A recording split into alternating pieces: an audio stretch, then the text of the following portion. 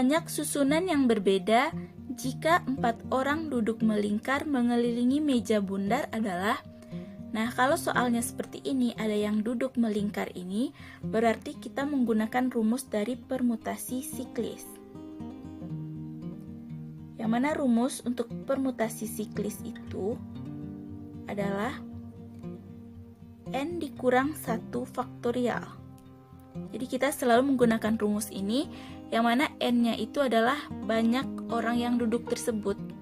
Jadi banyak orang yang duduknya adalah 4 dikurang dengan 1 faktorial. Itu sama dengan 3 faktorial. 3 faktorial itu kalau kita jabarkan sama dengan 3 dikali 2 dikali dengan 1. Hasilnya adalah 6. Maka susunannya itu adalah 6. Ada di opsi yang B. Ayah, ibu, dan 3 orang anaknya makan bersama mengelilingi sebuah meja bundar. Jika ayah dan ibu selalu duduk berdekatan, maka banyak cara duduk mereka adalah. Nah, ini masih termasuk ke permutasi siklis, di mana kita bikinkan gambarannya dulu. Di sini ayah, kemudian di sini ibu, kemudian di sini ada anak yang pertama, kemudian ada anak yang kedua, dan anak yang ketiga. Ayah dan ibu ini kan katanya duduk selalu berdekatan. Jadi ayah dan ibu ini kita anggap satu orang. Anak satu ini 2, kemudian si anak yang kedua ini 3, dan si anak yang ketiga ini 4. Maka kita dapatkanlah banyak orangnya itu 4 orang. Karena N-nya sudah 4, maka kita masukkan ke rumus tadi, yaitu N dikurang 1 faktorial. Tetapi karena di sini disebutkan ayah dan ibu selalu duduk berdekatan, berarti ada 2 orang, maka kita kali juga dengan 2 faktorial, karena ada ayah dan ibu. Maka kita masukkan ke rumusnya, N-nya 4 dikurang 1 faktorial dikali dengan 2 faktorial, itu didapat dari ayah dan ibu tadi. 4 dikurang 1 itu adalah 3 faktorial dikali dengan 2 faktorial. Itu sama dengan 3 faktorial kalau kita jabarkan 3 dikali 2 dikali dengan 1. Yang 2 faktorial itu 2 dikali dengan 1. Maka 3 dikali 2 itu 6, dikali 1 6, dikali 2 itu adalah 12. Maka cara duduk mereka itu adalah 12 cara, ada di opsi yang E. Suatu rapat dihadiri oleh 7 orang peserta. Posisi duduk mereka mengelilingi meja bundar. Jika 3 orang peserta harus duduk berdekatan, maka banyak posisi duduk mereka adalah. Nah, kalau yang tadi kan ayah dan ibu yang berdekatan. Kalau ini 3 orang yang berdekatan, maka kita bikinkan gambarannya. Di sini ada 1, 2, 3. Ini selalu berdekatan, maka kita hitung ini 1 orang. Kemudian orang yang keempat, orang yang kelima, orang yang keenam, dan orang yang ketujuh. Berarti ini yang kedua, di sini yang ketiga, di sini yang keempat, dan di sini yang kelima. Maka kita dapatkanlah N-nya itu ada 5. Kalau sudah N-nya 5, kita masukkan ke rumus, di mana N kurang 1 faktorial. Jangan lupa kita kalikan, karena di sini ada 3 orang yang harus duduk berdekatan. Berarti kita kali dengan 3 faktorial. Dimana di soal sebelumnya hanya ayah dan ibu yang berdekatan, berarti itu hanya 2 orang. Kita kali 2. Di sini disebutkan 3 orang, maka kita kali dengan 3. Berarti 5 dikurang 1 faktorial dikali dengan 3 faktorial. 5 kurang 1 itu adalah 4 faktorial dikali dengan 3 faktorial. Kita bikin penjabarannya, 4 dikali 3 dikali 2 dikali dengan 1, kemudian dikali dengan 3 lagi, dikali 2, dan dikali 1. 4 dikali 3 itu 12, dikali 2 itu 24, kemudian kita kali 3 lagi itu 72, kemudian dikali 2 lagi itu adalah 144. Maka ada 144 cara, terdapat di opsi yang C. Dalam suatu kelompok belajar yang terdiri dari 8 orang yaitu A, B, C, D, E, F, G, dan H. Mereka akan mengadakan diskusi kelompok dengan posisi duduk mengelilingi meja bundar. D dan C duduk tepat berhadapan.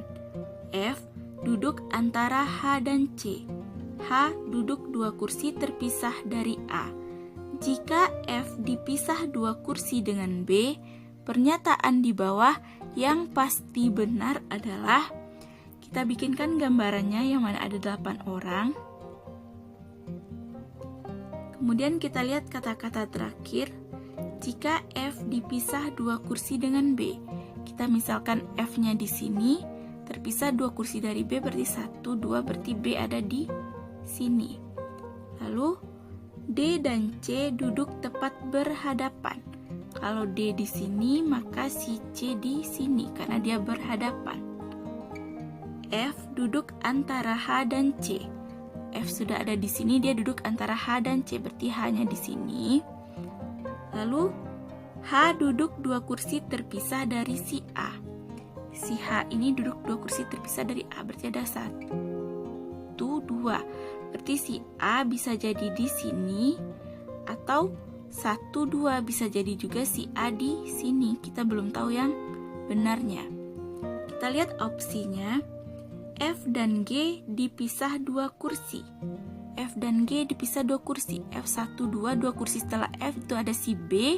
Kemudian 2 kursi di sini 1, 2 ada si D. Berarti opsi yang pertama ini sudah pasti salah, karena yang 2 kursi terpisah si F itu ada si B dan ada si D. Kemudian F dan A duduk berseberangan. F dan A duduk berseberangan. Ini bisa jadi, tapi kita belum tahu entah itu benar entah tidak.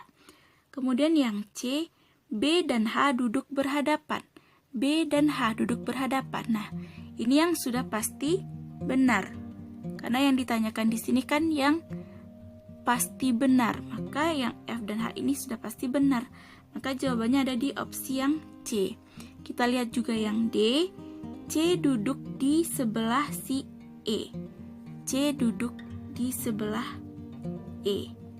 C ini duduk di sebelah F dan entah ini di si E, entah tidak, bisa jadi di sini A, kan kita tidak tahu. Jadi untuk yang opsi D ini kita juga masih meragukan kebenarannya. Kemudian yang E, G duduk di samping F. Di samping F sudah pasti si C dan sudah pasti si H. Ini sudah jelas-jelas salah. Maka yang sudah pasti benar itu adalah yang C. Dalam suatu rapat, sekelompok karyawan yang terdiri dari ketua, wakil, bendahara 1, bendahara 2, sekretaris 1, sekretaris 2, dan 2 orang anggota dengan posisi duduk mengelilingi meja bundar. Bendahara 1 duduk di samping bendahara 2, wakil duduk di sebelah bendahara 2, sekretaris 2 duduk antara wakil dan sekretaris 1. Jika ketua dan wakil saling berhadapan, maka dari pernyataan berikut yang salah adalah, kita bikinkan gambarannya dulu, berarti ada 8 orang karyawan. 8 orang, kemudian jika ketua dan wakil saling berhadapan. Ketua dan wakil berarti kita bikin di sini ketuanya, kemudian di sini wakilnya. Lalu kita lihat pernyataannya, bendahara 1 duduk di samping bendahara 2. Kita lihat yang kedua dulu, wakil duduk di sebelah bendahara 2, berarti wakil di sini, berarti bendahara 2-nya di sini. Kemudian yang ada bendahara 2 itu bendahara 1 duduk di samping bendahara 2, berarti bendahara 1-nya di sini. Kemudian yang ketiga, sekretaris 2 duduk antara wakil dan sekretaris 1. Berarti sekretaris 2 di sini, wakilnya di sini, dia duduk di antara wakil dan sekretaris 1. Berarti sekretaris 1-nya di sini. Kemudian yang belum ada itu berarti ketua, wakil, bendahara 1, bendahara 2, sekretaris 1, sekretaris 2. Berarti yang belum ada itu anggota. Berarti sudah pasti anggotanya di sini, berarti di sini yang satu laginya. Nah, sekarang kita lihat yang ditanya itu pernyataan berikut yang salah. Ketua berada antara dua orang anggota. Sini ketua dan di sini anggota ya. Berarti yang A ini benar. Kemudian yang B, bendahara satu berada di samping anggota. Bendahara satu di samping anggota. Yang B ini juga benar. Kemudian yang C, ketua duduk di samping sekretaris 2. Ketua duduk di samping, yang di samping ketua itu si anggota. Berarti yang C ini yang salah. Maka jawabannya itu adalah opsi yang C. Kita lihat juga yang D, sekretaris 2 duduk berhadapan dengan anggota. Sekretaris 2 ini duduk berhadapan dengan anggota. Berarti ini juga benar. Kemudian kita lihat yang E, sekretaris 1 duduk berhadapan dengan bendahara 1. Sekretaris 1 berhadapan dengan bendahara 1. Ini juga benar. Maka jawabannya itu adalah yang C, yaitu ketua duduk di samping sekretaris 2. Itu yang salah. Sebuah kos-kosan terdiri dari kamar 1 sampai kamar 6. Ada 6 mahasiswa, yaitu Ani, Berta, Cici, Dewi, Erna, dan Fatin yang akan memilih kamar tersebut. Cici ingin kamarnya di samping kamar Berta, tapi ia tidak ingin kamarnya berdekatan dengan kamar Dewi. Fatin ingin kamarnya dekat dengan kamar Berta dan Dewi. Jika Ani ingin berada di kamar 1, maka urutan mahasiswa yang akan menempati mulai dari kamar 1 sampai kamar 6 yang paling tepat adalah. Nah, kalau soal seperti ini, tanpa kita harus mencari pun, kita bisa melihat jawabannya langsung. Kita lihat pernyataannya, yaitu yang pertama, Cici ingin kamarnya di samping kamar Berta. Kita lihat di opsi Cici yang berdekatan dengan Berta, Berta Cici, Berta Cici, Berta Cici, Cici Berta, Cici Berta, berarti semua benar. Kemudian kita lihat pernyataan yang kedua, tapi ia tidak ingin kamarnya berdekatan dengan kamar Dewi. Kemudian Fatin ingin kamarnya dekat dengan kamar Berta dan Dewi. Berarti itu artinya si Fatin ini kamarnya, Fatin itu berarti dia antara si Dewi dan si Berta. Kita lihat di opsi yang Fatin yang di tengah antara Berta dan Dewi. Yang A, si Fatin paling terakhir bukan. Berarti yang B, Fatin antara Erna dan Dewi juga bukan. Yang C, Fatin antara Cici dan Erna bukan. Yang D, Fatin itu antara Dewi dan Erna bukan. Kemudian yang E, Fatin itu antara Berta dan Dewi. Berarti sudah pasti jawabannya itu yang E. Kalau teman-teman ingin juga caranya, mari kita selesaikan pakai cara menggambarkannya. Yang pertama kita bikin kamar 1, 2, 3, 4, 5, dan 6. Kemudian di kamar itu Ani, di sini sebutkan Ani ingin berada di kamar pertama, berarti di sini si Ani.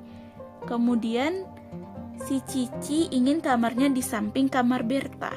Berarti Cici dengan Berta ini berdekatan, si Cici di sini dulu, kemudian si Berta di sini, tetapi dia tidak ingin dekat dengan kamar si Dewi. Kemudian Fatin ingin kamarnya dekat dengan kamar Berta dan Dewi.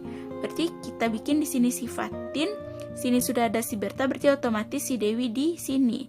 Si Dewi dan si Cici juga berjauhan. Kemudian yang di kamar 6 sudah pasti si Erna. Nah, dari sini kan bisa kita lihat urutannya. Itu ada si Ani, kemudian si Cici, kemudian si Berta, Fatin, Dewi, dan si Erna. Itu ada di opsi yang E. Jika hari hujan, maka jalan raya akan kebanjiran. Jika jalan raya kebanjiran, maka sebagian mobil dan sebagian sepeda motor tidak akan dapat melintasinya. Kesimpulan yang tepat dari premis di atas adalah berarti ini soal tentang silogisme. Dimana kalau silogisme itu sudah pernah kita bahas di video sebelumnya, kita cukup mencoret kata yang sama. Di sini kata yang sama itu, jika hari hujan, maka jalan raya akan kebanjiran. Jika jalan raya kebanjiran, berarti kata jalan raya kebanjiran ini sama, berarti bisa kita coret. Nah, yang tersisa itu, jika hari hujan, maka sebagian mobil dan sebagian sepeda motor tidak akan dapat melintasinya. Kita lihat opsi yang A, jika hari hujan, maka tidak ada mobil. Nah, di sini ada kata sebagian mobil, sedangkan di sini ada kata tidak ada, berarti yang A ini sudah pasti salah. Kemudian kita lihat yang B, jika hari hujan, maka sebagian mobil dan sebagian sepeda motor dapat melintasi jalan raya. Kalau di sini jika hari hujan, maka sebagian mobil dan sebagian sepeda motor tidak akan dapat melintasinya. Berarti yang B ini bisa jadi karena di sini disebutkan tidak akan dapat, itu sebagian, dan sebagiannya lagi berarti itu dapat melintasinya. Berarti yang B ini bisa jadi. Kita lihat dulu yang C. Jika hari hujan, maka semua mobil dan semua sepeda motor. Di sini katanya sebagian mobil dan sebagian sepeda motor, sedangkan di sini semua mobil dan semua sepeda motor. Berarti yang C ini juga salah. Kemudian yang D, jika hari tidak hujan, maka semua mobil. Nah, ada kata semua lagi, semua mobil. Sedangkan di sini sebagian mobil. Berarti yang D ini juga pasti salah. Kemudian yang E, jika hari tidak hujan, maka sebagian mobil dan semua sepeda motor. Kata semua sepeda motor, sedangkan di pernyataannya itu sebagian sepeda motor. Berarti yang E ini juga salah. Maka jawabannya itu adalah yang B. Jika hari hujan, maka sebagian mobil dan sebagian sepeda motor dapat melintasi jalan raya. Oke teman-teman, sekian dulu untuk video kita kali ini. Jangan lupa untuk di-like, komen, serta di-subscribe dan di-share kepada teman-teman yang lainnya agar channel ini terus berkembang. Jika ada pertanyaan yang tidak dimengerti, bisa teman-teman selipkan di kolom komentar, dan jika ada saran untuk perbaikan video kedepannya juga bisa diselipkan di kolom komentar. Terima kasih kepada teman-teman yang telah menonton.